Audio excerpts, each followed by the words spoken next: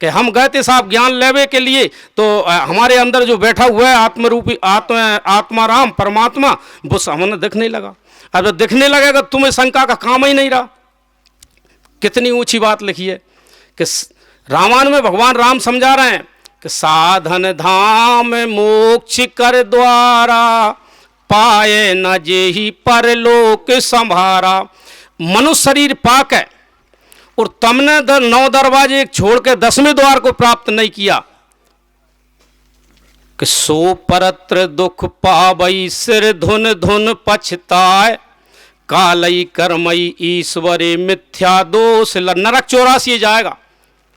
भगवान ने दोष देखो हमारे ऊपर ऐसो संकट दे दा, हम नरक में डरे हैं, लाखों करोड़ों जन्म बीत गए, सारी जिंदगी रामायण सुनी, सारी जिंदगी पूजा पाठ करी, लेकिन गए कहाँ? नरक। भिन्न सो परत्र दुख पावई सिर धुन धुन पछताए, कालई कर्मई ईश्वर मिथ्या दोष लगा। परमात्मा को मिथ्या दोष लगाओ कि उसको माने अच्छा माने सुख संपन्न बनाया है, हमारे लिए दुख दिया है, माने ये अनर्थ करता हुआ नरक 84 के लिए जीव चला जाएगा। और ये जीव इसलिए भेजा कि तू संसार में जाके सत्संग में जा, सत्संग में जा, रामायण गीता भागवत उसको जान। या तो रामायण लिखने वाले होते आज तो वो बताते कि रामायण में ये लिखा है, कि कोई जानवे वारों मिल जाए जानकार के रामायण में ये लिखा है, कि कोई सुनवे वारों मिल जाए, तब उस चीज़ को समझ पाएंगे। जब तक परमात्मा का ज्ञान हो ही नहीं सकता कोई, जब तक ऐसा गुरु बताने वाला नहीं मिलेगा।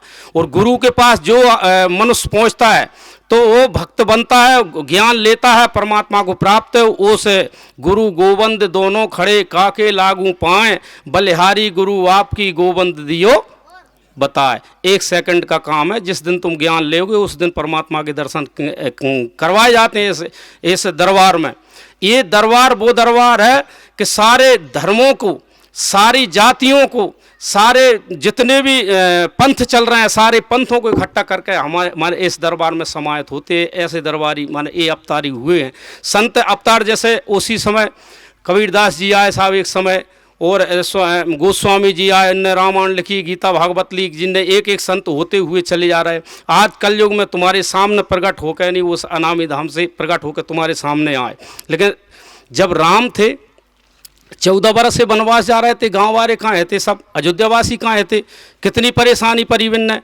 जो बताओ फूलों की सेजों पे पली सीता जी, और राजा जनक की लड़की राजा दशरथ जी के लड़का है बिहाई।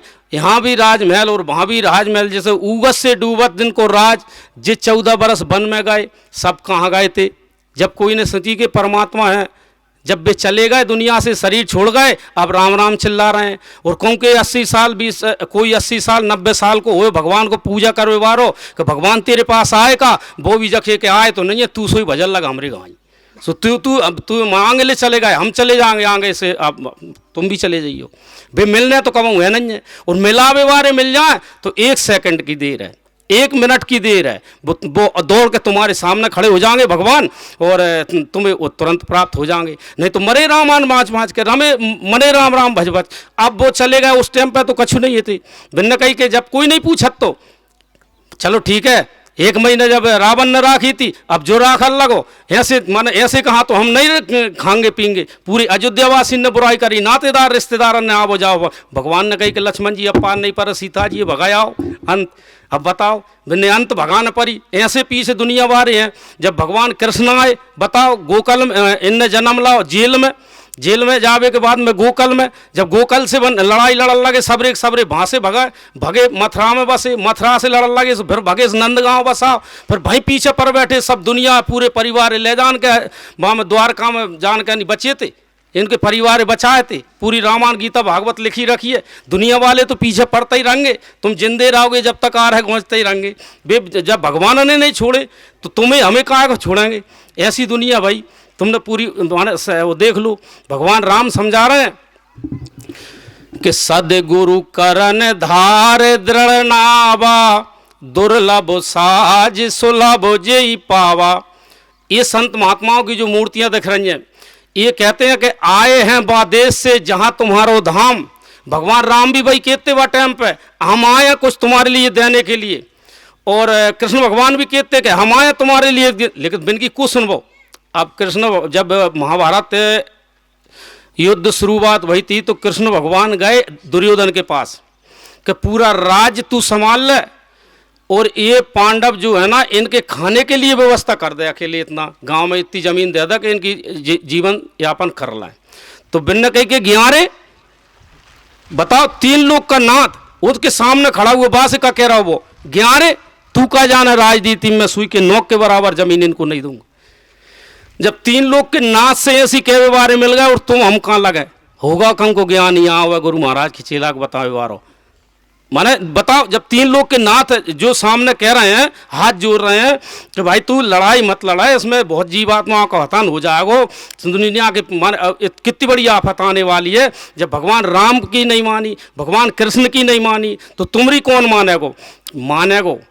लेकिन कोई ना कोई जीव है यहाँ पे सत्संग जो रुपा वो बहुत बड़ी भाग्य है। ये भूमि के बड़े भाग्य हैं, यहाँ के लोग बाग सुन रहे हैं इसके बड़े भाग्य हैं। ये सत्संग में जीव शंकर भगवान पार्वती जब बैठे थे दोनों, पार्वती सत्संग के महिमा के बारे में पूछ रही थी। शंकर भगवान ने पार्वती के लिए समझाया था कि जो व्यक्ति सत्संग में आता है, जो कई जन्मों के जिनके पुण्य उदय होता है, कई जन्म जन्मांतर के जिनके पुण्य इनके ऊपर उदय हो गए हों, कितने अच्छे अच्छे काम करे हुए, भगवान के सत्संग में बैठ के सत्संग सुनता है। बाकी की दुनिया तो रामायण गीता भागवत घरे पढ़ लेते हैं, उसमें भी सब लिखा हुआ है।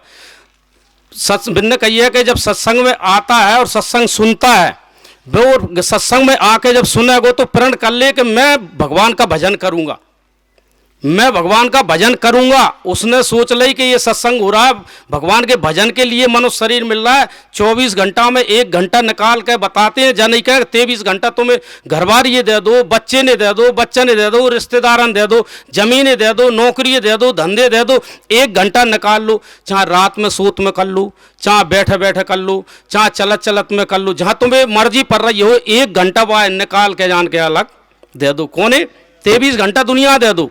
जब से जीवन में तुम्हें याद आई, कोई सुनावे वारों मिल गए या संत मिल गए और जिसने तुम्हें ज्ञान दे दिया हो, अज्ञान में नहीं, अज्ञान में क्या होता है कि पूरा जीवन अखारत चलोगा कि लोभी गुरु लालची चेला, बे मांगे पैसा बेनाद है धेला, दोनों नरक में फिर ठेला में ठेला। ऐसा कोई गुरु मिल गया परमात्मा का तुम्हारे लिए दर्शन करवा दिया हो और 1 घंटा उसको देना है, 1 घंटा में ही तुम्हारा बेड़ा पार हो जाएगा। बताओ तुम्हारा बेड़ा पार हो जाएगा जब तुम भजन करोगे। तो तुमने ऐसे वेद शास्त्र में कथाएं लिखी रखी हैं कि जब मनुष्य भजन करता है, नीचे भक्त भजन करता है, भजन करता करता करता उसके अंदर से ऐसी माने अग्नि रूपी एक ज्योति स्वरूप जो उसके अंदर से भाप वो निकलती है, जैसे वो तुमने देखी होगी धुआं निकलता है, ऐसे दिखता नहीं है। ये संत महात्मा यहाँ पर बैठे हुए हैं, इनकी आंखों में से ऐसी रोशनियाँ निकलती हैं। जो संत महात्मा अभी ऊपर बैठे हुए हैं, जब उनके सत्संग में जाते वो दिखती नहीं है।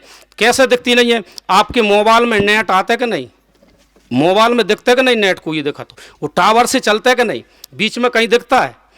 जब संत यहाँ पर बैठते हैं तो उनके ऐसे कर देते हैं तो हाथों से ऐसी रोशनियाँ निकल जाती हैं, सारे भक्तों के अंदर उतर जाती हैं। यहाँ भी जब जैसे बैठिए हम तुम बैठिए ना, शब्द स्वरूपी संग है कभी न होते दूर, धीरज राखो मन में दिखेगा सतनूर। शब्द रूप में परमात्मा यहाँ पर आया हुआ है और वो आपके ऊपर सत्संग की वर्षा करवा रहा है। ये सत्संग सुनाने के लिए और सुनने के लिए।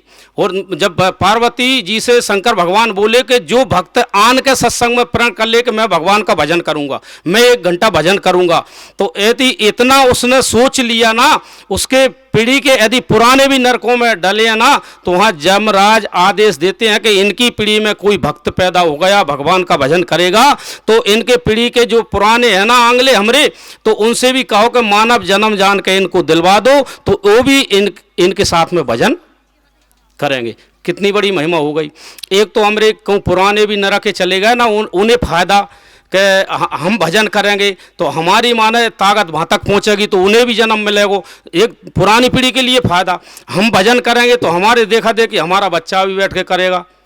देख लो ना, मन आजमा लो कोई करके, एक ना एक तुम्हारे परिवार में होगा। यदि हम मर के चलते भाई तो एक ना एक कोई आता रहेगा। तो आंगली पीढ़ी भी बताओ, एक सखी सब नंगर तारा, एक ने ऊपर के भी उद्धार कर दे, आज के भी उद्धार कर दे और आने वाले की उद्धार कर दे। कितनी बड़ी महिमा है सत्संग में आने की। जय गुरुदेव। जय गुरुदेव नाम किसका? प्रभु का पावन नाम, प्रभु का जागृत नाम।